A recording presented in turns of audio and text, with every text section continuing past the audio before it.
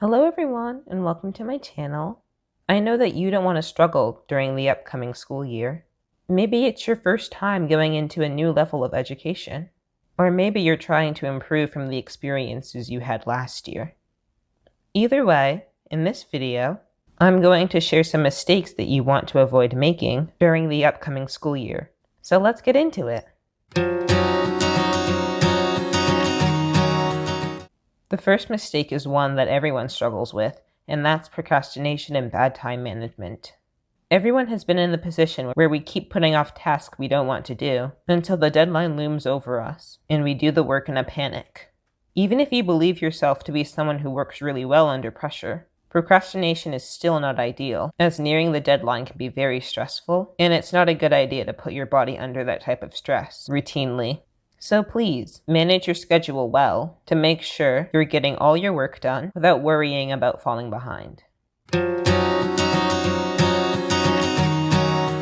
Not setting boundaries is another mistake. There are times in your life where you may have so many responsibilities and it can be so overwhelming. When balancing your academics, extracurricular activities, and personal commitments, it's crucial to establish clear limits to protect your time and well-being. If you don't and end up taking on more tasks than you can actually manage, you end up burning yourself out due to overcommitting and therefore drop the ball on all your activities.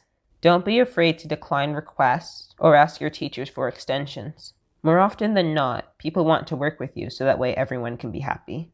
If you are someone that struggles with the idea of turning people down, the book, The Art of Saying No by Damon Zahariades is a good introduction to the possibility. The link to it will be in the description.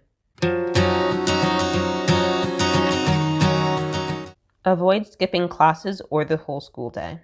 I know some people do this because they think it's cool or they feel too anxious about something to go in. Regardless of the reason, I urge you to attend unless you legitimately can't. When you skip, you end up being left out of your classwork and thus falling behind. This has happened to me a few times, and the only reason why I didn't attend was because I was feeling sick. I don't understand why you would purposely make school more difficult than it already can be. Also, try your best to stay on top of assignments so you don't accidentally skip one, as falling behind can also happen there, as you try to catch up and all your teachers keep releasing new assignments. This mistake is something I really wish I had learned earlier, and it's not asking for help. If you're struggling in a class, please see your teacher for help. It can be very intimidating to admit to a teacher that you're having trouble. You can even send them a quick email if you can't manage to do it in person. But you need to reach out to avoid the stress and tears. When reaching out, be clear with what topic, assignment, or concept you find challenging, and show that you've taken initiative to solve the problem on your own, and accept, learn from, and apply the feedback that you're given. As a side note, asking for help can actually benefit you in the future, as you show your teacher that you put time and effort into doing the work, clearly putting you in a positive light. This also means that if you're at the cusp of a letter grade, they might be willing to give you a few extra points, or they might be willing to write you a letter of recommendation if you need it. You need to try being organized and avoid distractions.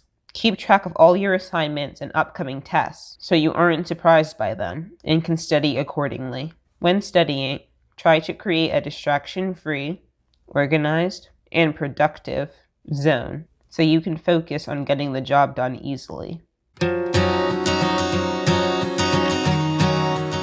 Not being involved in school activities is another issue. I understand if you can't afford the time, money, and energy needed to go to dances or sports games, but at least try to be involved a little bit to gain a sense of community. Participate in Spirit Week outfits or school pep rallies, things like that. You have to attend school no matter what, so at least try to make some part of it enjoyable. The last mistake for today will be having bad note-taking and/or studying methods.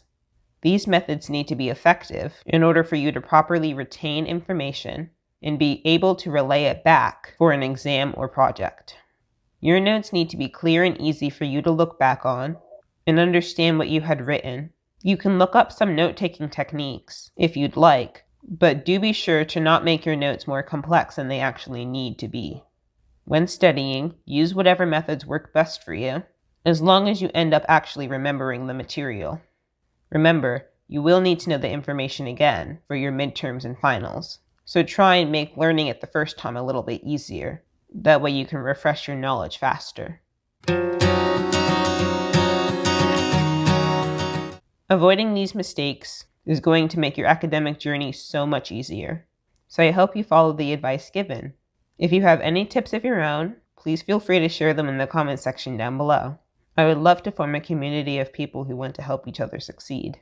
If you enjoyed this video, please give it a thumbs up, subscribe to my channel, share this video with your friends or whoever may need it, and hit that notification bell so you never miss a new video. Thank you so much for watching, and stay optimal.